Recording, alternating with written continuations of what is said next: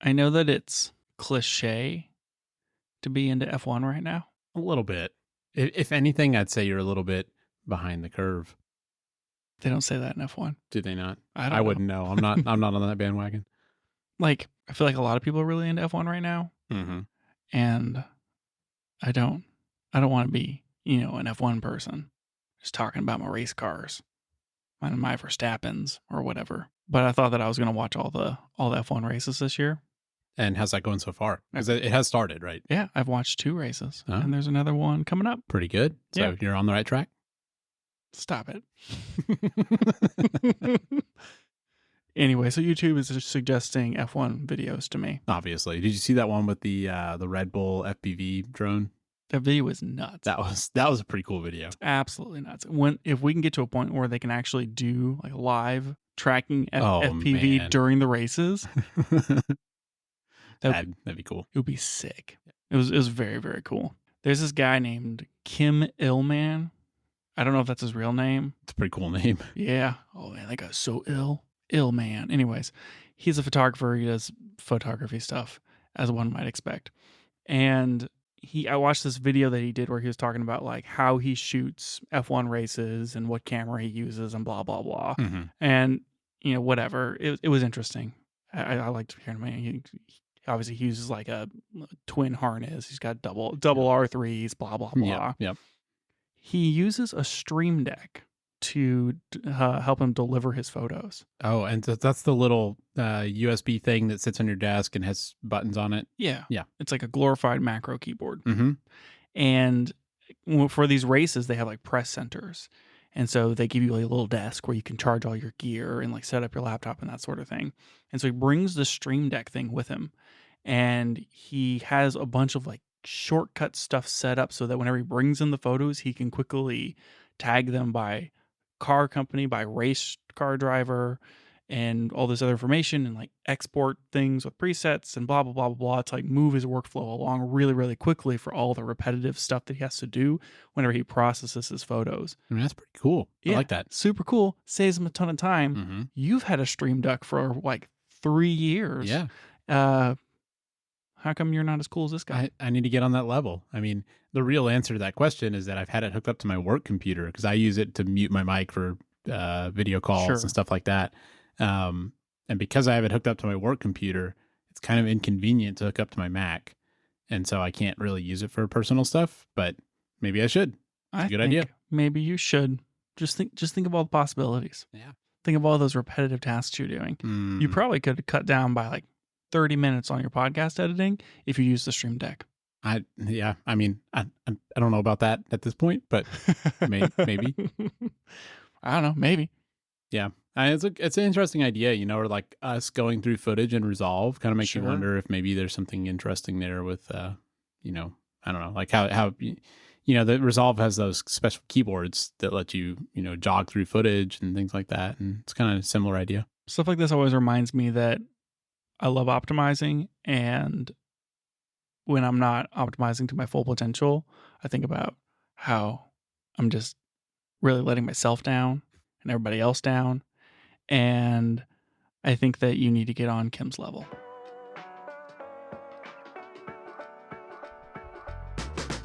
Welcome back to the Camera Gear Podcast. I'm Daniel. And I'm Lucas. And we're here today to talk about the gear, software, and techniques we use to shoot photos and video. Daniel, I need you to tell everybody about how important we are as a podcast and how much of an influence we have on the rest of the internet. I mean, I would say that I wasn't fully aware of the scope of our influence until this past week. I mean, we've mentioned it before that we're trendsetters. That's true. We have mentioned that. But last week on this show, we talked about the Nikon Coolpix. Mm-hmm. And I mean, what are the chances that we would start talking about the Nikon Coolpix on this podcast? I feel like, very, very low. Yeah. I mean, just wait, very, very high.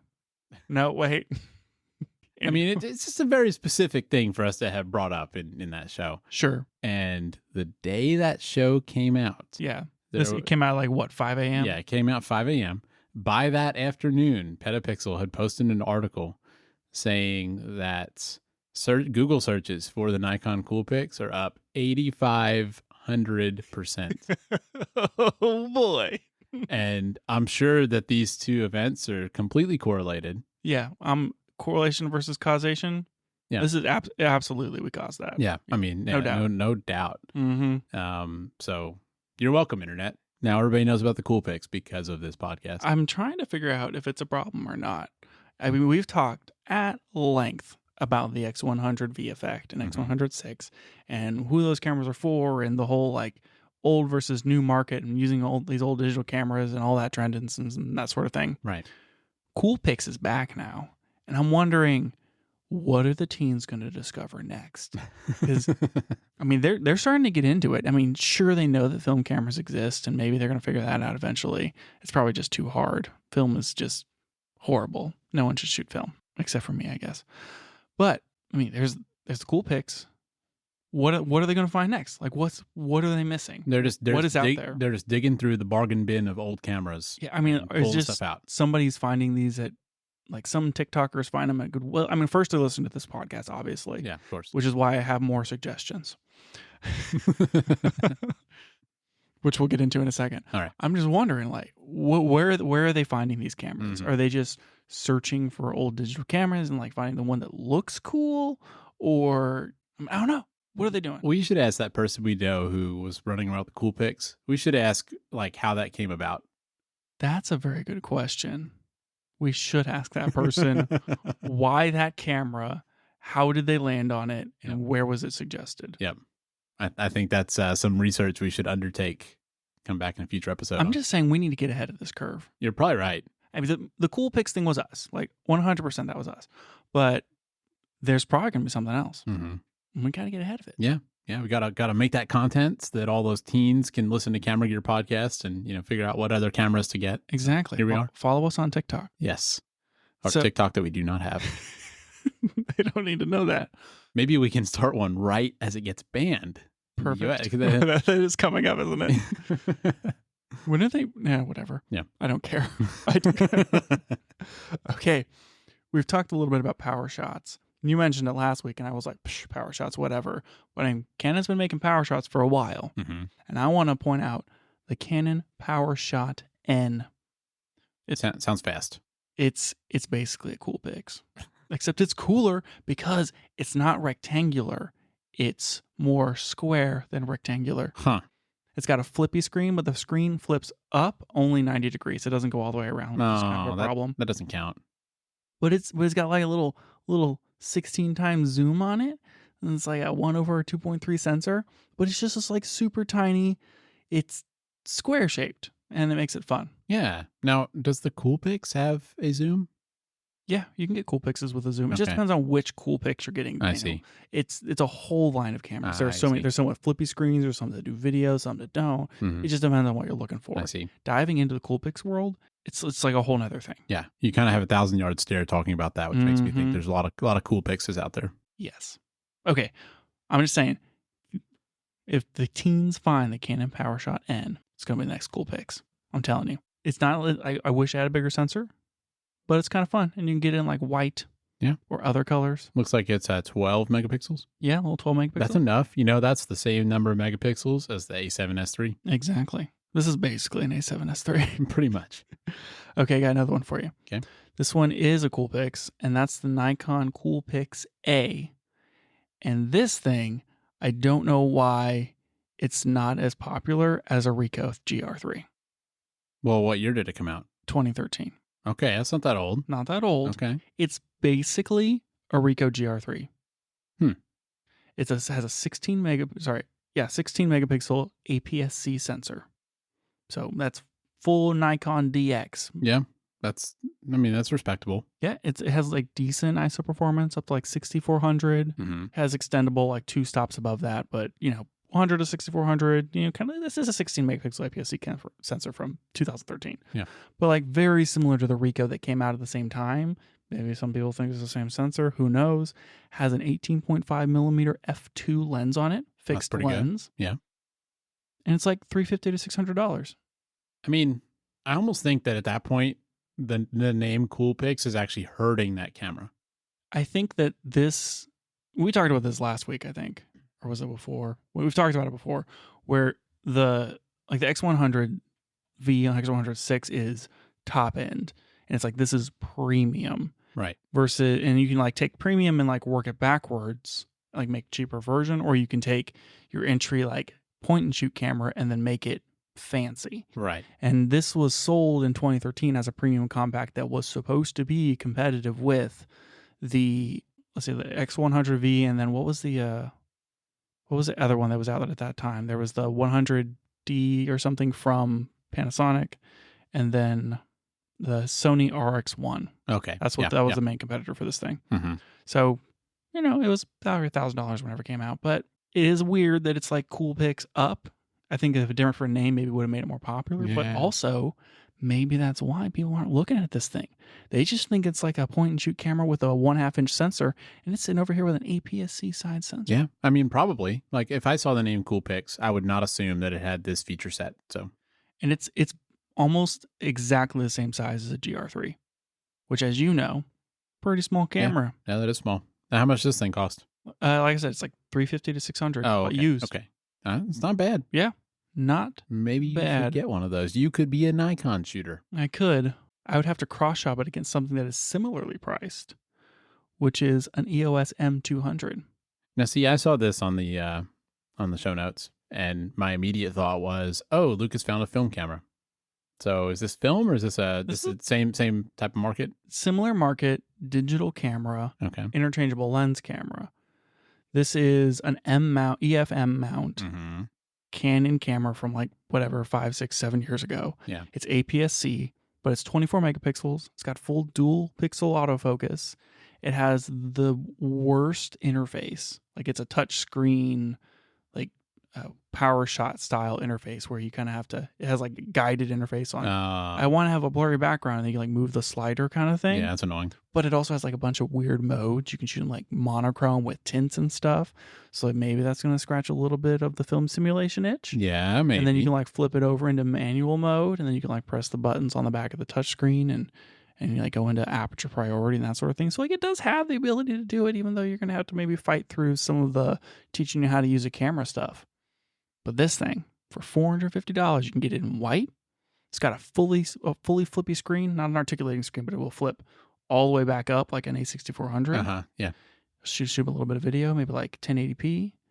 And you can buy an 18 millimeter f2 or 22 millimeter f2 lens. That's EFM, so a little tiny pancake lens, and it's about as big as a Coolpix A. Wow. Or a GR3, and which are all smaller than an X106. And am I seeing that this is 24 megapixels? Yeah, dude. I mean, that's pretty good. Mm-hmm. It seems like it'd be bigger with interchangeable lenses. That's why you get the little pancake thing on there. Yeah, you'd have to get the pancake lens. It's hard to find one that doesn't come with the kit zoom, which is like a 14 to 45 or something. And that kit zoom is horrible. Yeah, you probably don't even want that. Yeah, you don't want that. I mean, you could get crazy with like it's an EFM. You could get an adapter. You could get like a $3,500 like 85 millimeter 1.2. Slap it on this thing. You could. Sure could. I'm just saying there's growth possibilities, Daniel. Yeah. I mean, there's a lot of options in this space, and it's interesting that as you stop caring about having the latest features and the best image quality, all of a sudden you've got tons of camera choices that aren't that expensive. I think what we're learning is that people want bad cameras and old cameras. That's what it seems like. Cheap.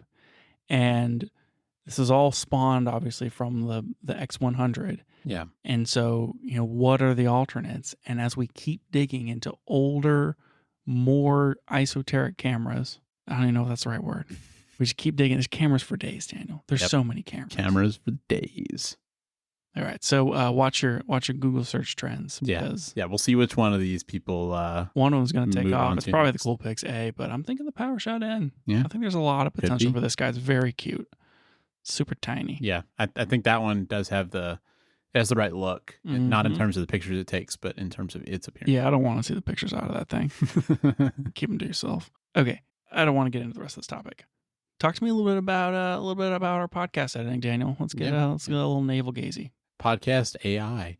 So this is, I think, the 4th episode of this show that we've edited using AI. and that's definitely a change for us.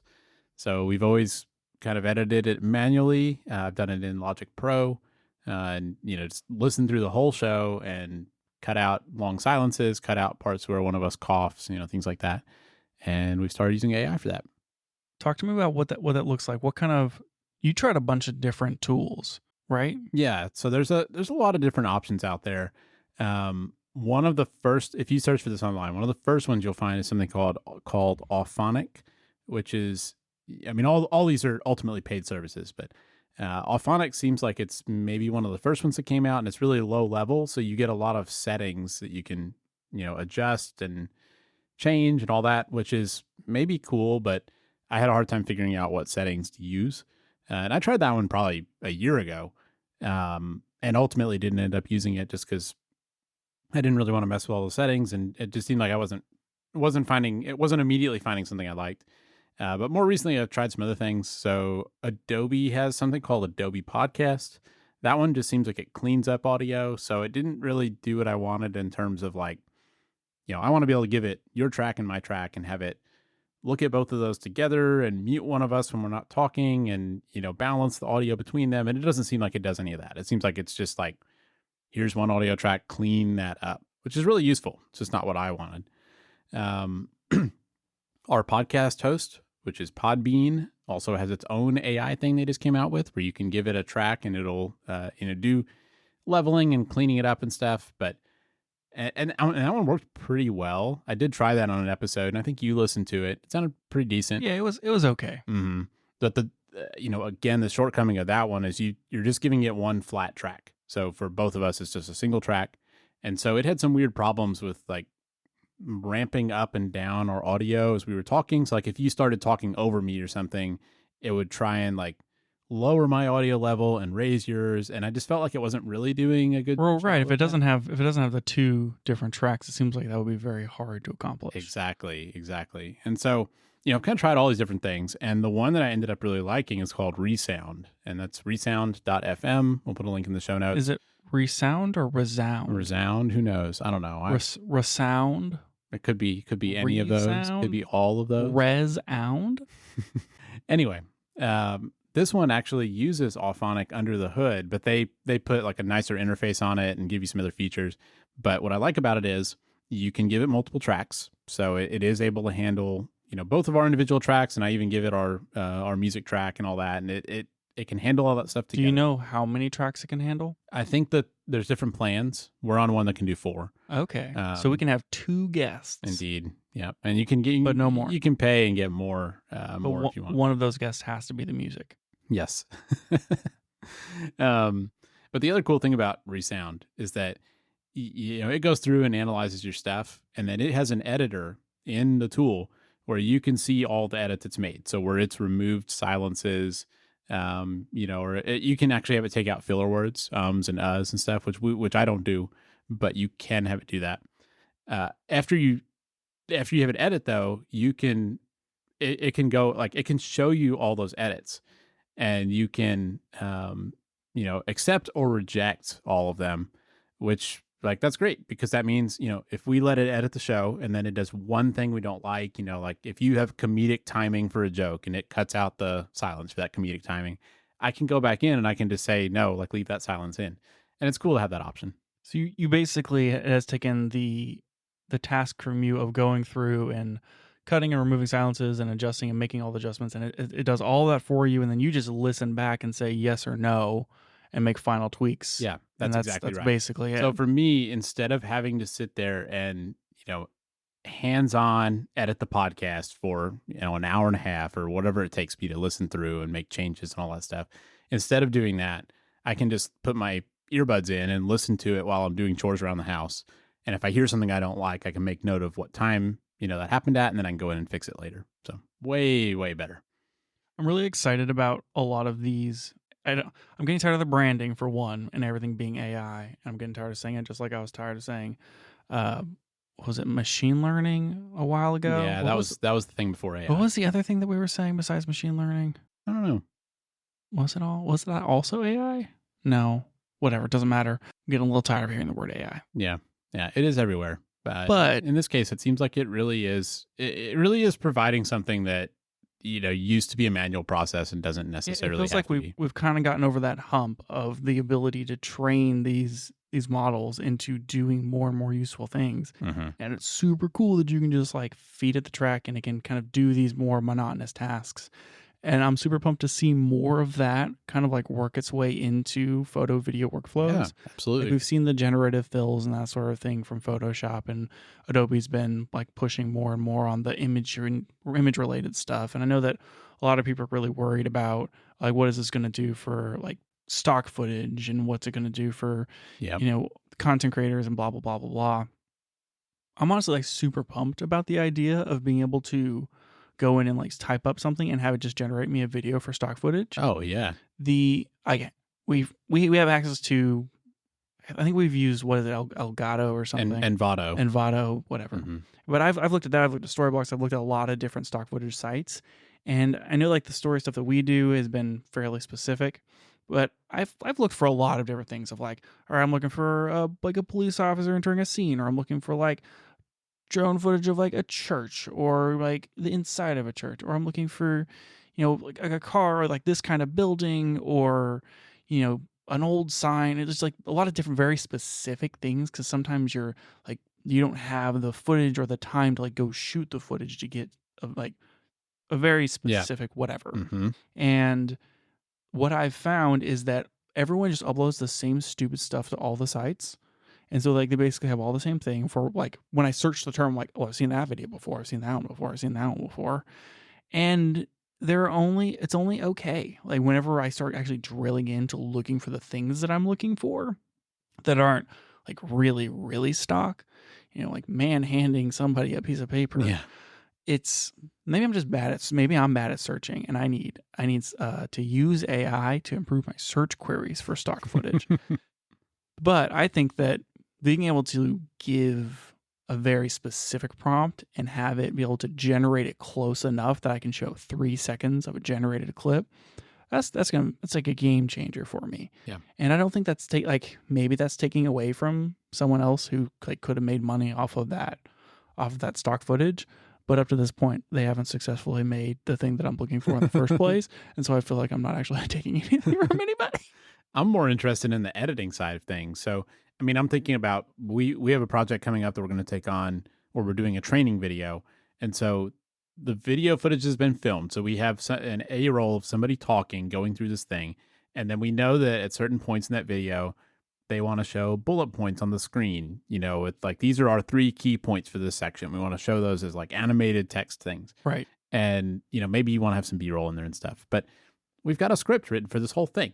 So we've got a script. We have somebody speaking through the text parts. We have bullet points where we want the bullet points. I'm like, why can't you just feed the script, give it the A-roll, and say make the bullet points and put them in the spot where they're supposed to go? Exactly. That would be amazing. Yeah. And there's no reason it shouldn't be able to do that. And I don't think that's taking a job away from anyone. Because like, it's making your job easier. Does anybody listening to this podcast really want to sit there and edit through that whole thing? Like, that's not what you want to spend your time doing. You want it to do that for you, and then you can go in and stylistically, like, I want to focus on the color grading, or I want to, tweak these animations to make them just right. Like, that's the kind of stuff you want to do. Yeah. Not like the grunt work of, let me put this video together so that it matches the script, and let me type in all these text bullet points. Like, you don't want to do that. Yeah, for sure. I do think that that's where I'm most excited about AI, is looking past like, is it taking away jobs, or what is it? Is it doing things that people actually want to do and whatever? And more of looking at how is it improving and getting me to the results that I'm looking for faster, and that way I can iterate more, and I can like really zero in. If I could go into like DaVinci Resolve and say, hey, here is a video or picture or a look that I did. It could be something that I edited. Like, oh, I did this 2 years ago and I can't remember what I did. Or here's my favorite movie. And like, I just give it a screenshot and have it analyze and then apply and then just do the grade for me. Like, create the node tree and add all the things. And then I can go through and like maybe like tweak a few things here and there, maybe like, adjust some gain or whatever, and then like finish it up to what I want. That'd be amazing. Yeah. It'd be so great, because it would save me a ton of time of doing the matching myself.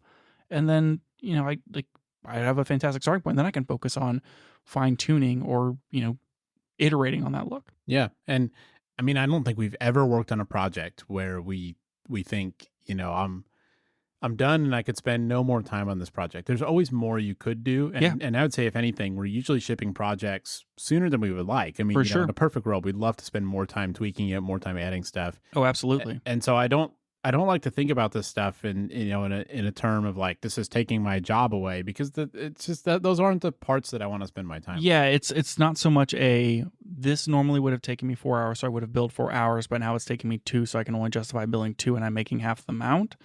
And now I have to like find something else to fill that time. It's now I have 2 more hours that I can make it that much better. Exactly. And you can provide an even higher quality product, which then like you could probably charge more for. Yeah. And so it really, really ups the game and the ability of like things that you can do. Yeah. And it feels like right now we're really just scratching the surface of what's possible. And even what we've seen has been great. Like the transcription editing in Resolve is fantastic. This podcast editing stuff is really saving a lot of time, but this feels like early days for this stuff. And so I'm really interested to see where it goes. Yeah. And I'm super excited for editing stuff. And that's what I wanted to kind of mention and talk about is like, surprise, this episode was edited by AI, lol.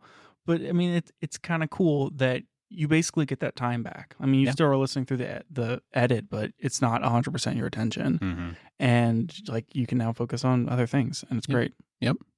Yeah. It's a cool world. Glad we're seeing some of this stuff happen. Definitely. Okay, enough about AI. I feel like we don't talk about AI a lot, and I think that's good because everyone else is talking about it, and I'm tired of hearing about it. I agree. But something that we can talk about is the Rollei 35. Oh man, is this just like, is it going to become a segment of the show? This is at least the third episode you mentioned this. This is the third episode I mentioned it, but that's because we're coming up on it. So I talked about Mint and how they like refab old cameras and that sort of thing. There's like more details and rumors about the Rollei 35 AF. Gosh. Because they're coming out with Daniel, they're like rehousing it. It's going to be a whole thing. But the word on the street is they're not just rehousing it. This is basically a whole new camera built in the image of the Rollei 35. But they're still calling it the Rollei 35, aren't they? Yeah. Yep. We're still looking at this thing because it's going to be 35 millimeter film, f2.8 lens, or probably 35 millimeter lens, 5 elements, that sort of thing. Looking at a full metal body, it's going to look. They're saying it's going to look just like the Rollei, like the old one, nice compact with the dials on the front, and they're shooting for 650 to 800. So information's still coming out. I think they're still shooting for like maybe this summer. I don't know. I'm super pumped though. I mean, are you going to get one of these things? I really want to. I think it'd be super, super cool. I mean, maybe this is your X106. Sure could be, Daniel. I wonder how hard it will be to get these and how many people are actually going to buy them. Yeah. I mean, my guess is they're going to sell pretty well just because this is a small market. They're not going to make 50,000 of these things, No, definitely not.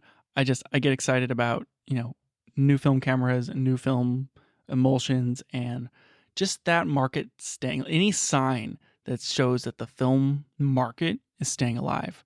Like, for instance, Fuji started making more film.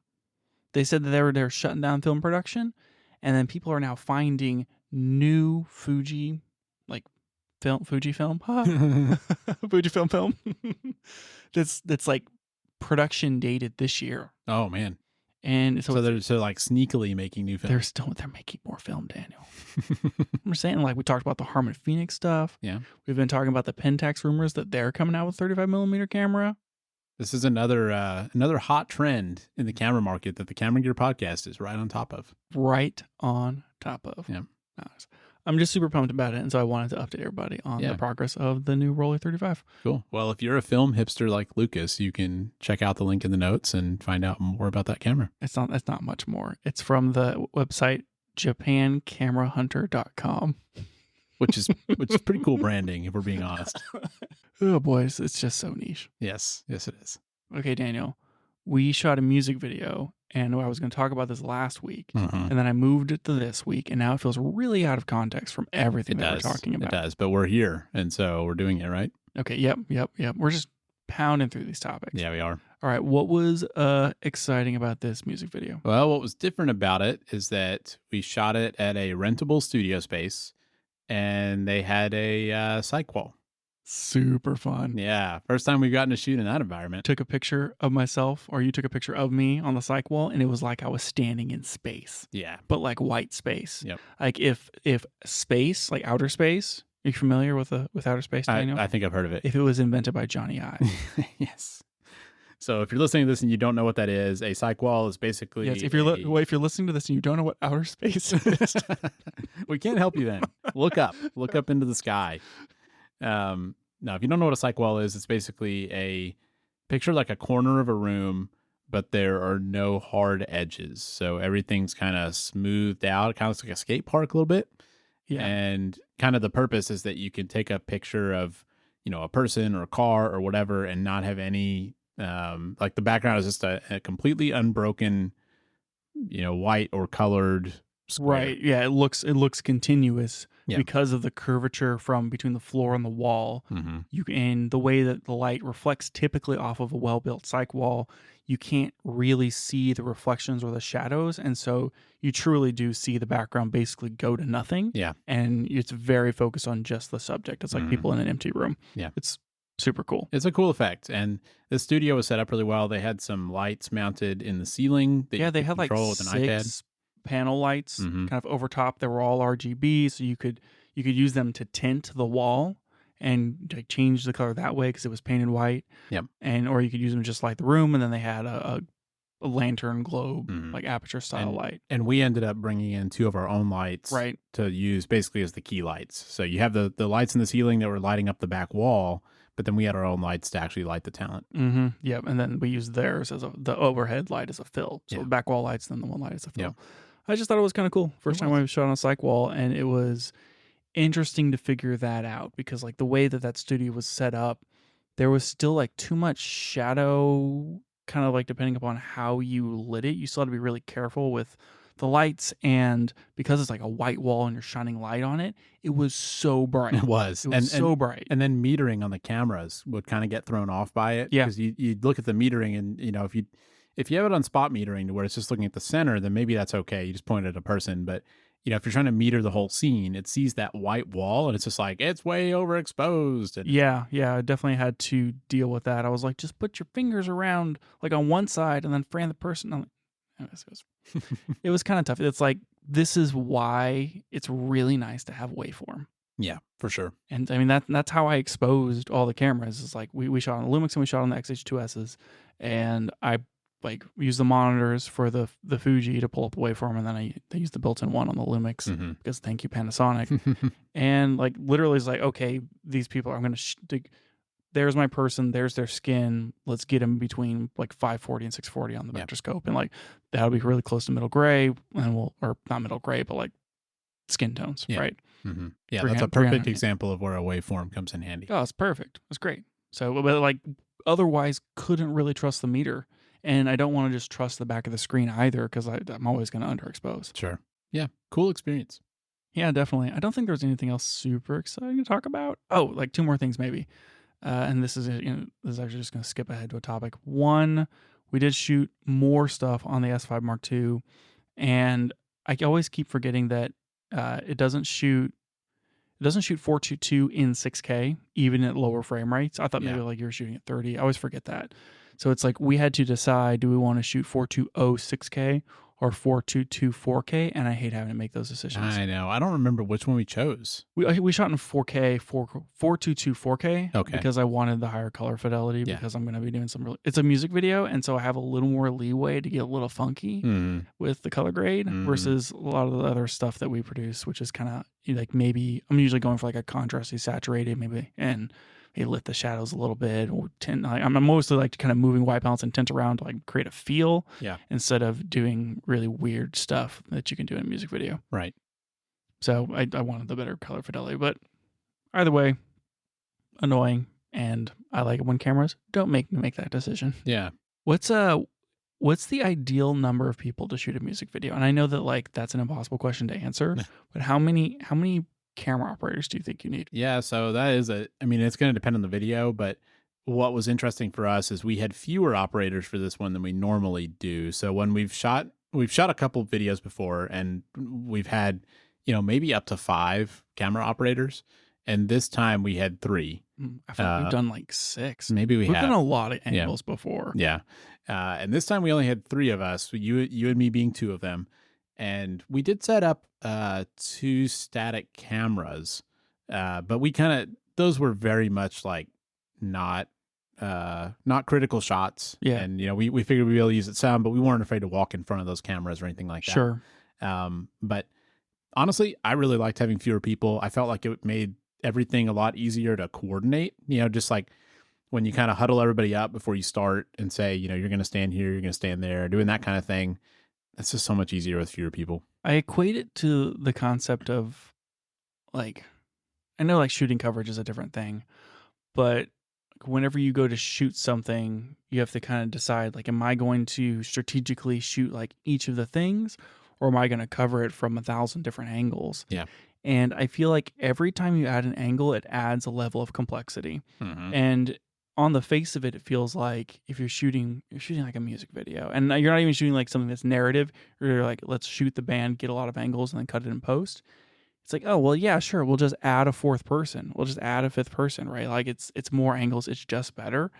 And in the end, it's like, one, you're dealing with another operator. You're having to instruct them. You're having to make sure that like everything on their camera set up and it's all matching. And like there's just this one extra level of overhead that's associated with that angle. And it's like, if you're going to shoot an explosion, I mean, like dealing with all those extra angles, it's just more work. And it's like, it becomes to a point where there's a cost benefit to it that I think maybe is not as apparent on the face of it. Yeah. As far as just how much coordination actually just is involved, and then dealing with it in post, as far as all the extra angles and syncing and that sort of thing. Honestly, if you want an extra angle, if it's something that you can easily repeat, like a music video, you can just play the song again. Sure. Like I would rather do another take with a smaller number of operators than have more operators for fewer takes. I would tend to agree. I think that it's something that I'm going to think about more for like a lot of the stuff that we do in the future, as far as, how many angles are we actually setting up? And like let's just add a static cam. Let's do like one more angle. It's free. It's not free. No. You're setting it up. You're looking at the foot. Like it's just one more thing. And like there's a cost benefit to it. And especially if you're getting paid to do the work and like you're charging your time, you really have to figure out, how much is reasonable here and how does that play into my budget and all that sort of stuff. Yeah. I mean, even one static angle, it's like now I've got to bring another tripod. I've got to spend time setting up that camera. I have to make sure I'm keeping batteries in it or powering it, however I'm powering it. Then I've got to deal with that footage. I have to color grade it to match. I mean, it's a lot of work. Yeah. I think until we did this video, I was kind of like a mo better stance on all of this, even with a lot of like the interview stuff that we shoot, just mo better. And realistically, like sometimes we don't even use half the angles, and you know what? Let's just save the time and not deal with it. I think that's easier once you have the confidence. Once you have a few projects under your belt, though. Because yeah, that's true. I think a lot of times we've treated having more cameras as like a safety net, but as you do more things, you kind of get a better trust in your gear and in your process, and maybe you don't need that as much. Totally. One of the cameras that we shot with was your XT5. Yep, which you weren't, we talked about this last week, but you were surprised by that going in. Yep, definitely surprised. And one thing that I noted that, I knew this, but I had forgotten, the XT5 shoots 6K, but it's an 8K sensor. And it doesn't have enough heat dissipation to shoot 8K like the XH2. Right. So it shoots 6K. And when I see 6K on a camera, I go, sweet, open gate. Yeah. Not open gate. And I thought it was until I brought it in post, and I was like, where's the top and the bottom of my image? That's 16 by 9. Yeah. And it crops in on it. So it's not, I don't remember, it's like a 1.5 crop or something. No, it's not that much. Okay, like 1.23 maybe. Okay, sure, whatever. Honestly, I didn't care. Crop, whatever. I want to get, I'm getting 6K at basically a slightly oversampled or close to a 1:1. Yeah. Cool. It is the same horizontal resolution as the XH2. And so I was happy to see that. As the XH2S, you mean? Thank you, as the XH2S. So even the XH2S, I'm going to, zoom in and crop down. And so like upon making the top bottom crop for the XH2S, my width dimension, same for all the footage. So, Cool. 2 thumbs up for that. I'm really happy to see that they're matching those pixels. So those cameras are going to match. We shot this all in, what did we shoot? Did we shoot in F-Log or F-Log 2? I think we shot in F-Log 1 because the walls were really bright and we didn't want to have to throw NDs on anything. I do think that's right. And we didn't need the extended dynamic range. I do think, like, we've been shooting a lot more stuff in F-Log 1, and I think I still miss shooting in F-Log 2 more because you get, if you're shooting at the 30 frames per second on the XH2S, you get the better color fidelity, you get the 14-bit, so it's like... probably just need to get some NDs. And you get, like, slightly extended dynamic range, but the F-Log 1 stuff is cleaner. Like, it's there is less noise. Mm-hmm. I have to do less noise reduction, and I kind of like the noise out of it, and it kind of gives it a little more of like a naturally... Stop it. This gives it more of a film look. Shut up. I like the way it looks. And I think we should shoot more in F-Log 2, even though we've been doing a lot of stuff in F-Log 1. Point is, the XT5, I didn't even pick a different LUT. Really? Like, you whenever you go to Fuji's website to pull their LUTs, you can like... Actually, no, I didn't even do that. Never mind. I did test this. I did take the XH2S F-Log LUT and I threw it on the XT5 and it was matchy. Wow. So that was really cool. That's good to hear. I did use the F-Log color space transformation in DaVinci Resolve. Mm-hmm. Or maybe I used maybe we did shoot an F-Log 2 and I used the... Now I can't even remember anymore. The Arri C-Log 3 is like the closest gamma in DaVinci Resolve. I think I remember it's like talking about the that most pleasing looking to me, and so that's what I've been using for my F-Log 2 color space transforms. I did one or the other, but the footage basically perfectly matches. Basically, perfectly, blah blah blah. And that's what I wanted to report. I was excited to have an XT5 footage actually like in Resolve to screw around with, and dimensions match for the horizontal width, and it is almost a perfect match to the XH2S footage. You said like the light fall off was a little different or something. Okay, right? Yeah, that is a good point. We shot an interview also with it, and the angle for the XT5 was very, very similar to the angle that we shot for one of the XH2Ss. We shot one at 23 millimeter and one at 56 millimeter. Now we were using different lenses. That's what I mean. We had the 56-1.2 shooting at about 1.8 or whatever, and then we had the 23-1.4 shooting at about 1.418. So, and the cameras were almost on top of each other. And in Resolve, shooting an F-Log 1 and comparing the footage, the light roll off for the hottest part of this person's face, the brightest part, as it goes into the shadowy part of their face, was harsher on the XT5. Interesting. The roll off, if you look at a curve for your Luma, and you're thinking of like, how does that curve like literally have a curve to it as you're going from shadow to highlight? Yeah, it's just like when transformed and looking at the footage, it wasn't as smooth for the XT5 compared. And I think that just comes down to like the bit depth and the extra like bit information that you are getting out of those XH2S files. They're just a little better. I do think maybe part of it is that because we were shooting on 128 gig cards and not CF Express cards, I shot the XT5 at 200 megabit per second, and I shot the XH2S at 360 megabit per second. Could be a difference. So that is probably a big part of it. It's also a different lens. I mean, lenses just behave differently in some ways. Very true. Yeah. It's just, it was interesting to me to be color balancing these shots. Yeah. And I had to do a lot more work on the XT5 to get that fall off just right, so it didn't look like he had a hot spot on his face. Right. But it was more of this very gradual like fall off into the shadow and contrasty look. So XT5 seems great. Yeah. The camera is just awesome with the pictures and everything. And it seems like it's a very good addition to like a counterpart to the XH2S. I know we've kind of been like thinking about it for a while, but now that we actually have one in our hands, it pairs as well as I could ever hope. Yeah, it's good to hear that it's a good B or C camera for these setups. Mm-hmm. Yeah, I think it's going to be really easy to match the footage. We can get a 6K even though it's cropped in, and you got F-Log 2 and all this sort of thing. Yeah. So great. I'm glad to hear that. I think we need bigger cards. Yes, I think so. 128 has normally been fine because since we got the XH2Ss, we've been shooting on the CF Express, and we have 320 gig CF Express cards, which is plenty. Have become spoiled in that, like, if I'm shooting 4K, I'll 200, like, fine, that's fine. When I shoot 6K, I'm like, I want to go up one more. I want to shoot like 360 or more. I'm not a monster shooting like whatever 720 megabits per second.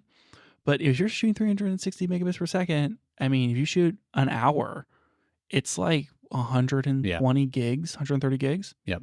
So yeah, I think we need to get a 256 card. Yeah, for sure. We just those whenever they had that deal when you bought the XH2S, they're like, here's a free 300 and whatever. That's wonderful. 350 gigabyte CF Express card is like a $400 card. That thing's great. Yeah, it's so good. I love it. I just pick whatever data rate I want. I'm like, I don't care. Yeah, I'll shoot in ProRes. And then it downloads as fast as an SSD. Wonderful. Yep. Anyways, whatever. Yeah. That's I think we're going long, Daniel. Yes, I think we are. All right. Is it time to get to the main topic? Yeah, let's skip over this Logitech webcam thing. I'm going to push that to next week. Yeah, that sounds good. Okay, so this is our camera series. We're talking about camera companies. Indeed. Like we did OM System last week. Yeah, we talked about OM Digital Systems. I'm just waiting for you to tell me that's wrong. I can't tell if it's wrong or not. It seems like maybe it's wrong, maybe it's not wrong. It's like I think their name is OM Digital Solutions, but then I definitely hear a lot of people say OM Digital Systems. If you look on like B&H, if you're buying one of those cameras, it says OM System. So who knows what that company's called? I think it's funny that we didn't maybe get that exactly right, because that just kind of drives home how ridiculous the whole thing is. We're talking about Canon. We're talking about the most popular camera company. Now, we can all agree on their name, Canon. That's easy. Yeah, it's Canon at that point. Simple. Yeah. Lol. There was an article on Petapixel that came from a review from, I forget what it was. It was some camera thing. And Canon was talking about their like 2024 and like future strategy and all this sort of thing. And they're like, guys, third year in a row, we are the most popular camera company by cameras sold, like percentage of consumer market by whatever metric we've chosen to use to determine this. And we want more. We don't care that we're like 46% of the camera market. We want to be an overwhelming number one in the mirrorless market by 2026. 2 years. So I don't know if that's going to happen or not, but I respect the drive that they have there. And I respect them saying like, this is our goal and this is what we're going to try to achieve. And I'm like, cool. Like, I think as a consumer, we win when companies want to win. And I'm curious to see what happens. Yeah, I probably agree with you that it would be really annoying. Oh, here it is. I found my link for the Canon market share. This is from Canon's website. I'm going to go ahead and load this puppy up. Oh, no, this is a different thing. Canon celebrates 21st consecutive years of #1 share in global interchangeable lens digital camera market. Interesting. Anyways, whatever. They're not looking at the graph and saying, we got like 40%. We got like 45%. They just see Sony behind them. Yep. And they're just running for the hills, right? Well, that's the wrong word. Running for the hills will be giving up. They're just like doubling down. Yeah. We're not going to give up. We're going to like really push. We're not going to sit on our laurels and just be like, what, people are just going to keep buying it because it says Canon on the front. They're just going to keep going. Yeah. That's cool. I like it. It's innovative. Maybe. We'll see. Maybe. Okay. So Canon, like that's their strategy. They're #1, blah, blah, blah. Mm-hmm.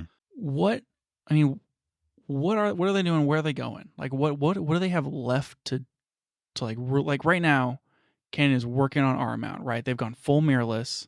They're basically done with all their DSLR style cameras. And they're sitting here on top of the market. What is left for them to do and invest in? Are they done with their R line of cameras? Have they like filled it out and now they just need to iterate? Like what's next for Canon? Well, we're still waiting on the R1, right?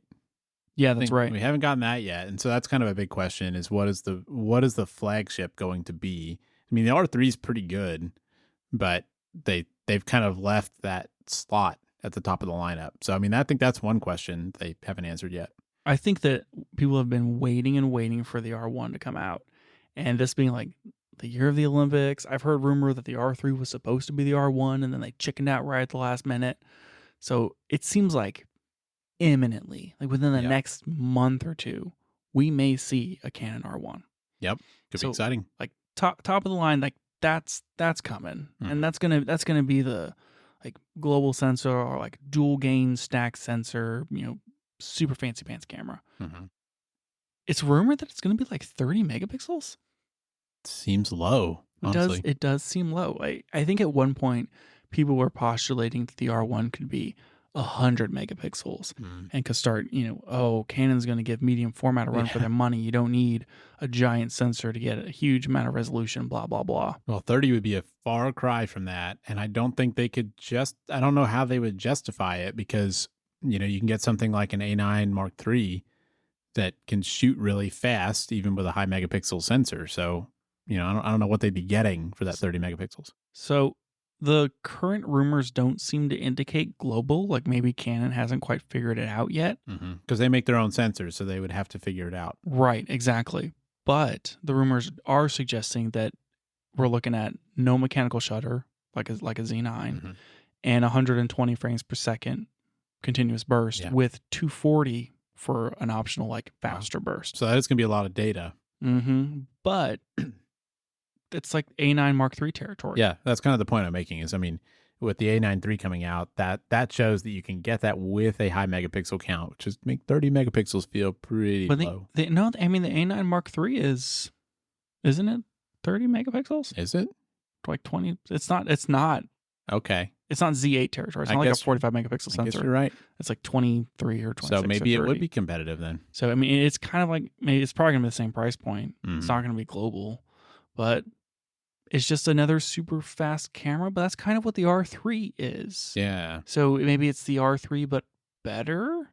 And that kind of leaves their high megapixel portrait stills camera to the R5. Yeah, which is getting pretty old. Right. So there is rumor that there's probably going to be an R5 Mark II Mhm. this year. Mm-hmm. And I'm really curious to see what they do with that. Like that Sony's gone to 60 megapixels. Yeah. Are we going to see a 60 megapixel Canon or is it going to be 45? Yeah, that's definitely an open question. Do you think they need to push for higher resolution? I mean, I think I would have previously said no, but I was honestly shocked when I saw the difference in detail between the X-T5 and some of the older Fuji cameras. Yeah, going from a 26 to a 40 megapixel Yeah. image. Which, I mean, granted, that's like almost a 2x increase, so maybe going from 45 to 60 won't be quite as noticeable, but I mean, I'm kind of thinking maybe it does matter, if you've got a really good lens and you're shooting, pictures in good lighting and all that, maybe having the extra megapixels does give you enough extra detail to be worth it. I think that there's another quote from Canon along the lines of, there are no cameras that produce high enough resolution images for the Vision Pro. So maybe they still think that there's room to improve. Maybe so. And Canon, and that's an interesting quote too, because Canon has those weird, like They have that not one novelty, but they have those unusual lenses that are for shooting VR stuff. There's just one of them, right? They don't have more than I one. thought they had a couple of different things. I mean, they have the one that has the two lenses, but I thought they had something else that was also for VR type stuff. I don't remember, but they're kind of the only one who's doing something like that. I mean, it's clear that Canon is thinking about how to capture VR. Yeah. So I don't expect we're going to see much in that regard this year, but I would be surprised if we didn't start seeing some innovation from Canon related to like how are we capturing stereoscopic photo and stereoscopic video. Yeah, it does seem like more than the other big brands, they've been kind of dabbling in that world, and I could see it happening. Yep. Other things that we may be seeing this year or maybe next year, for a while, it's been rumored that there's going to be more cinema cameras. Mm-hmm. And I mentioned this like a couple months ago. I thought 2024 was going to be the year of cinema cameras for Canon. We've been waiting on the C300 Mark III, the C500 Mark IV. I think that's right. Or I might have those backwards. There's rumor of maybe like a C50. There's rumor of a C70 Mark II. Yeah. And I mean, Canon cinema cameras have always been really well regarded. And the C70 in particular, it's only a couple of years old now, but I mean, that camera, from everything I've heard, is outstanding. There's been some rumor of Canon developing a 14-bit dual gain sensor for their cinema line, Mm-hmm. which would be amazing, right? Yeah. That's like red area territory as far as getting that bit depth off of the sensor. I think those are like areas the 18-bit and Right. 16, but still not a lot of 14-bit readout for video other than like high-end cinema cameras and the XH2S. So 14-bit, you get more dynamic range, dual gain, even more on top of that. It will solidify itself again in the market if they came out with a C70 with those specs as far as most dynamic range. So they could stick that sensor in something like a C500 or a C300. Don't know. There's really it's not for sure where that might go, but there is a rumor out about a sensor of that caliber, stacked sensor. I feel like their cinema camera line is a good market for them. It's a higher, most of that stuff comes at a higher price than the standalone cameras, but I mean, it seems like they're pretty popular, people making documentaries, that sort of thing. And I hope they keep investing in that lineup. Do you think that anything changes for Canon now that Red has the backing of Nikon? Yeah, that's a good question. I mean, I kind of think not, though. So the RF mount is the interesting part of that to me, because in terms of cameras, I feel like Red cameras kind of operate in a different space than Canon's cinema line, because to me, Canon's cinema line seems closer to something like the Burano, where it's more, I mean, the obvious direct comparison is Sony's FX series, but it's closer to something like the Burano, where I feel like the Canon stuff is, maybe a little bit more targeted toward run and gun. Maybe you need a little bit less rigging to run them. Whereas with something like a Red, to me, that feels truly like a cinema setup. You're gonna have a complicated workflow for getting your footage, and all that stuff. And I just don't see Red really operating in the same market as cameras like the C500. But yeah, I don't know how many people are shooting like movies and that sort of thing on a C500, C300. That's kind of what I'm getting at. It's really maybe more like high end commercial. Maybe it's that sort of thing. Yeah, documentaries, music videos, commercials, like that sort of thing. But things like the Burano encroaching in at that $20,000 price point, and now Nikon having access to what Red's like. Red is like you're gonna shoot in raw and color graded. The C500 maybe is less of that type of camera, but it kind of it feels like there's heat building up in this $10,000 to $20,000 like cinema high end video camera range that maybe a few years ago you were looking at. I mean, like a used Red maybe, and like the Canon stuff. There wasn't too much in that higher end range. Like you could get some lower end stuff from like Mava or Confinity or whatever. But I don't know, it's interesting to start seeing more competition around there, and I'm curious to see what Canon does, because I think that the C500 is getting a little old. Yeah, I agree. So video cameras are a big thing. We talked about the R1. We talked about the R5. What else does Canon need to do this year? They addressed a lot of the low end market in 2023 with the R100 and the R50 and the R8. I think they still sell Rebels, which is kind of surprising, right? Yeah, and that's like you buy the camera and the lens and you're out the door for the cost of an R100. Yeah. Do you think? I mean, it feels like the Apple strategy of just keep selling it, keep selling it, keep selling it. Do you think that Canon needs to do something about that low end? I feel like them being such a high percentage of the market share, like a lot of professionals shoot Canon. Like they're very reliable. The grips are really good. Sure, the R5 overheats, but I also feel like those T6, Rebel cameras sell. Yeah, because people are like, oh, I want to get a camera. It looks like a camera. Yeah, it has. I've seen Canon. I've heard that name, and I can afford this one, and it looks like a camera. Yeah, I think that is absolutely a market. So, but how much of that we're the best selling camera of the last 21 years is the Rebel line? Good question.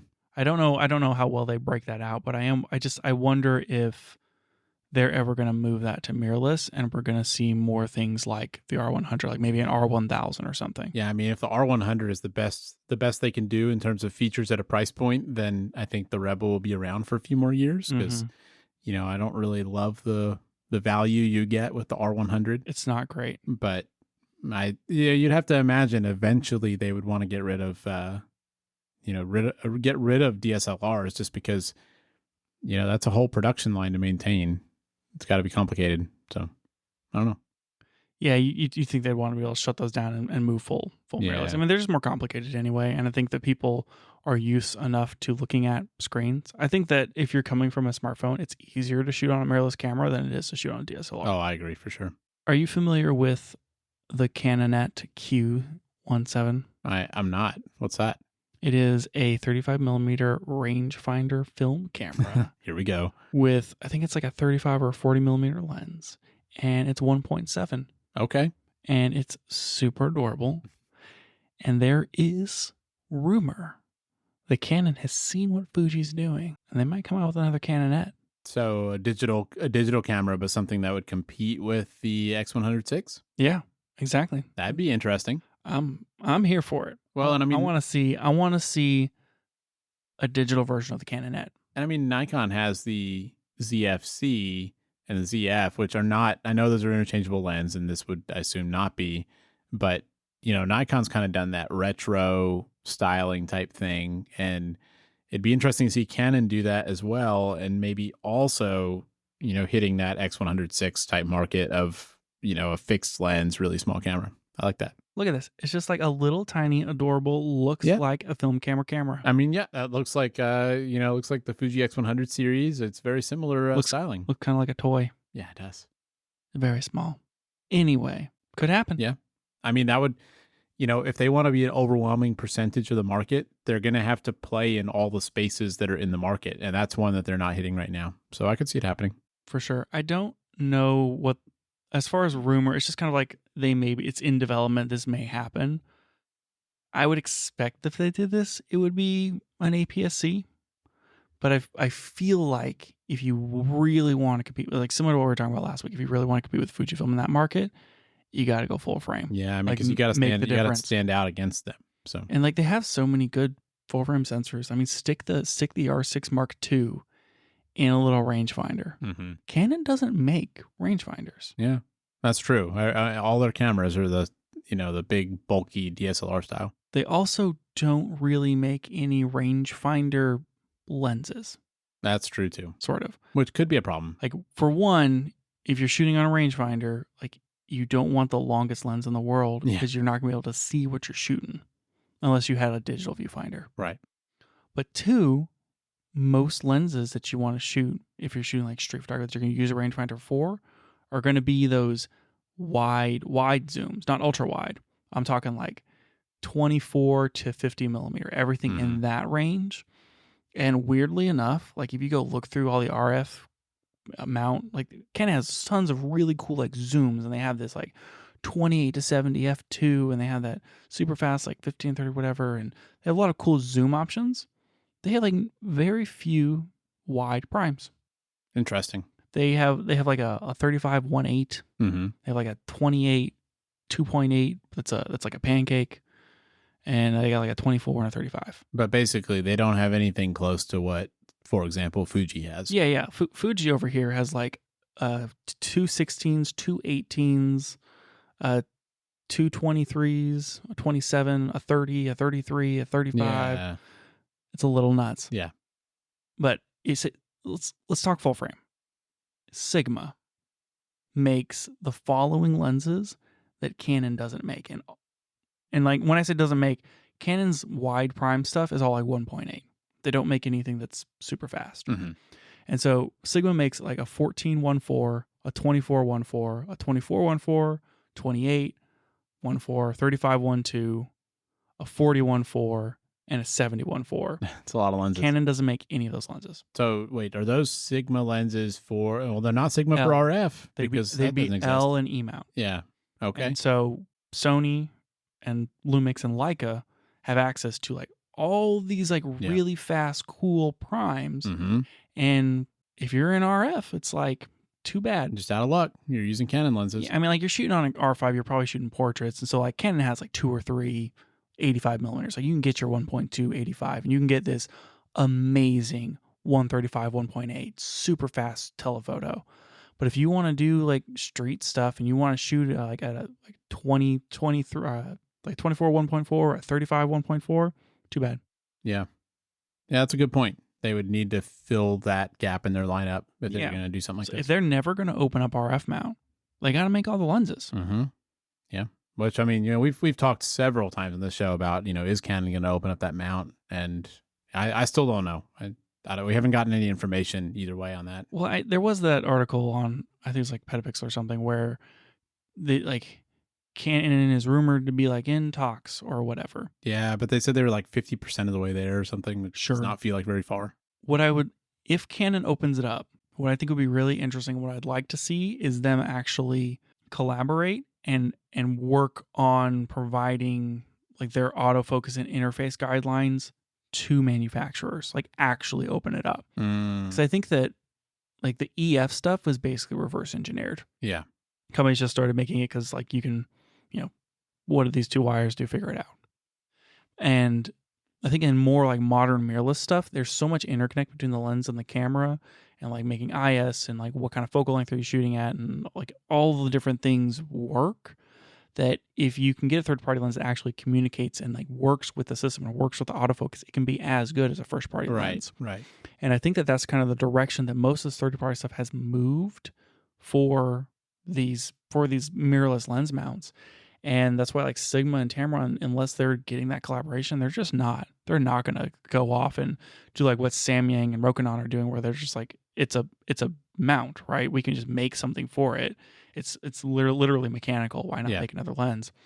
They want to be able to give you a first tier experience. Yeah, because I mean, it looks bad for a company like Sigma or Tamron if you buy that lens and it doesn't autofocus well on your camera. Mm-hmm. So like why would they go through all the work to reverse engineer it only to give customers an experience that's going to hurt their reputation? Exactly. And so it just seems like they're just waiting. I know that, I mean, Sigma would love to pick up that market. Sure. They have so many, like those are art lenses. Well, they'd sell all of them. They've got all these optical designs that are just waiting in the wings that they could pull the trigger and convert all of them, but only if Canon's on board.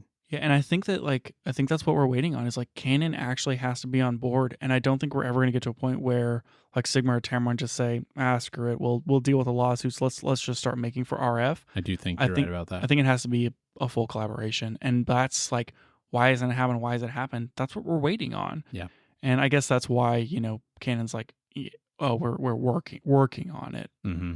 I agree. I think the logistics of like how much money of each Sigma sale does Canon get has to get sorted out, and I think that takes as long as, you know, here's our autofocus algorithm. I'm sure it does. Okay, everyone's buying Canon. We all love them. Great. Why? Like, what makes Canon better than everybody else? It's those colors, man. Those Canon colors. I mean, that was kind of the big deal for a while. Everyone's like, the colors are just better. I feel like I haven't heard that as much lately. Yeah, I don't think I've heard that as much lately either. I mean, I'm sure people still believe it, but I don't know. That may not be as much of a differentiator anymore. What about that dual pixel AF? You know, that's another thing that, I mean, I guess it's been a while since I was watching videos, really trying to learn, you know, what's the difference between a Canon and a Sony. I mean, there was a time when I was researching that stuff, you know, to decide what camera to buy. And obviously, yeah, people would always talk about the Canon autofocus being so good. And I haven't heard as much of that lately, but that could also be because I'm not doing that type of research. So maybe I'm not hearing as much about it, but because it's kind of my impression is it's good, but kind of like the colors, it's, you know, maybe it's good, maybe it's slightly better than others, but I don't feel like it's this huge differentiator. I think that maybe they're a little behind the curve on a lot of the AI stuff that everyone's touting, like subject tracking, like that sort of thing. Mm-hmm. I mean, didn't you like plug a USB stick into your security system to then like improve the AI tracking subject detection? Sure did. I mean, it's there, it's out there. And I feel like Canon maybe hasn't been so vocal about that sort of stuff. They don't have an AI chip in their camera. I mean, why even buy it? Like, mark my words. Next Canon release, they're going to say the word AI, and it's going to be related to dual pic. It's going to be like dual pixel AI AF or something. Oh man, yeah, dual AI, dual pixel. Like the big deal with the dual pixel, we've talked about it before, is like each pixel has an autofocus sight, has a focus sight on it, Yeah. compared to phase detect systems, which they just take a pixel out and put a focus sight in. Yeah, and there's like they're spread out throughout the sensor. Yeah, but you may have like full coverage, but it may be like 500 pixels or something out of the whole sensor versus Canon, which is every pixel. And so, with all that data, I think it's unique, and I think it is a competitive advantage for Canon. And I think that if they can leverage it with the algorithms, they can probably edge out Sony again, because it's always been like Canon, Sony as far as autofocus. Yeah. So that's probably most of the things that I think about for their advantage. I think that the other thing, durability and ergonomics are a really big one. I was going to say that. I mean, I feel like people talk about how comfortable Canon cameras are to hold.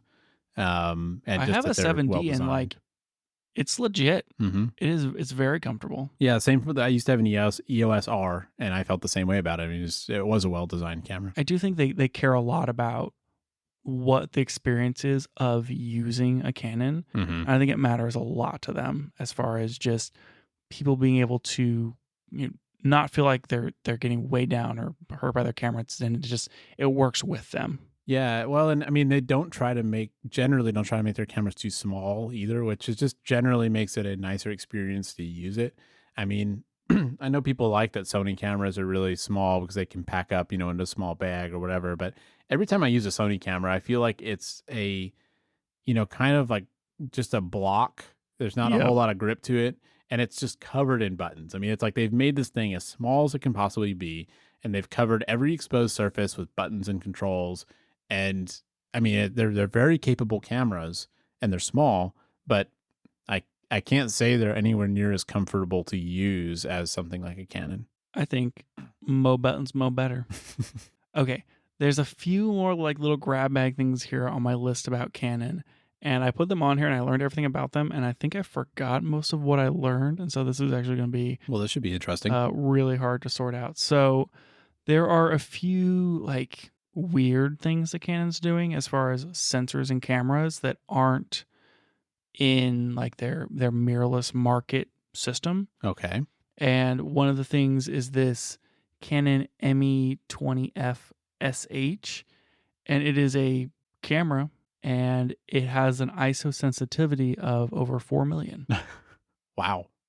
Yeah. So is that like for industrial use, or what would you use that for? Most of the stuff that they show is for like astrophotography, nighttime. They show it as like filming, like create these stunning images or whatever, capture color like never before. But you can shoot at these super insane ISOs, and so you can basically shoot in pitch black and still get like actual color and like renderable footages and images out of it.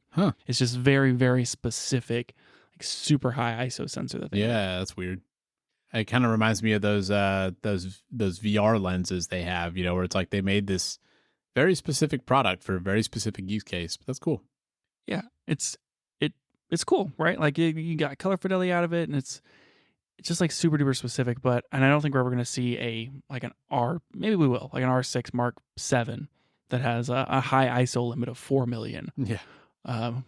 Maybe you will, but it's like Canon is developing these things. I mean, we're always talking about like the super cool dual gain, like high resolution, whatever, like mirrorless stuff, but they are working on other technologies. So they had this, they came out with this sensor that's really more for like high resolution imaging for special applications, but they have a CMOS sensor that is 250 megapixels, and it's APS-H format, which if I recall is bigger than APS-C, but smaller than full frame. That's so it's just like a super high density sensor. Yeah, exactly. Things for like it's very specific imaging. Think like medical or like meteorology or mapping or that sort of thing, where you just need like really, really high resolution. That's the most important thing. Pretty cool. Canon makes a product for that application that you're never going to see in your camera, probably.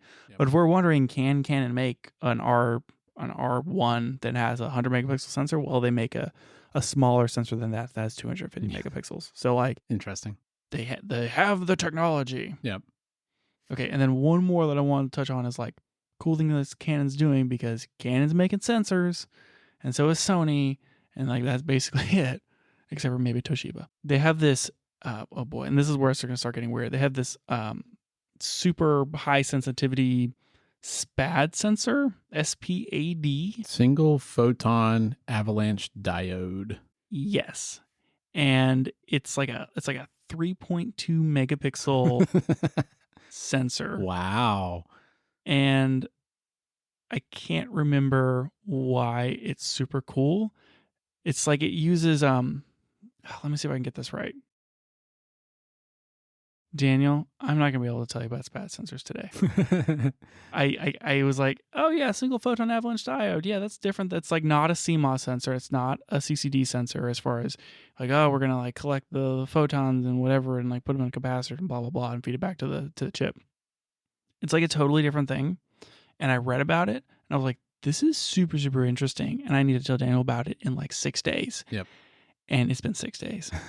I think we basically can't give this the Camera Gear podcast treatment. Yeah, so just go ahead and cut everything about this SPAD sensor out and just know that this is like a new technology and it's like still really low resolution, but it's very interesting as far as its ability to capture light from far away. Yeah. I mean, like light has to like travel a distance, right? And like the waves and everything and blah, blah, blah, blah, blah. I just need to stop getting into it. Maybe we can come back to that in a few weeks and cover it in more detail. It's super cool. We need to loop back on it, but it's another example of like, here's Canon. Mm-hmm. They're working on all these other sensor technologies, and yeah, it's cool to see like, yeah, Sony's making sensors for everything, but like Canon's not just making like camera sensors; they're making camera sensors.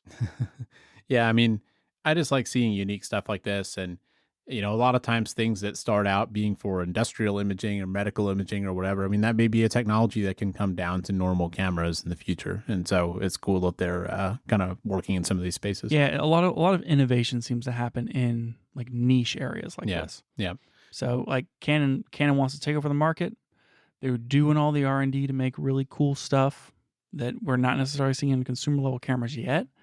And there's still like a lot of lenses and a lot of cameras to come out from them. Mm-hmm. And I don't think that Canon's like the sleeping giant that maybe some of us think about them as. I mean, they sure seem like they're trying to win. Yep. So I guess we'll see what happens. Whatever that means. Yeah, whatever that means. Overwhelming market share. Overwhelming.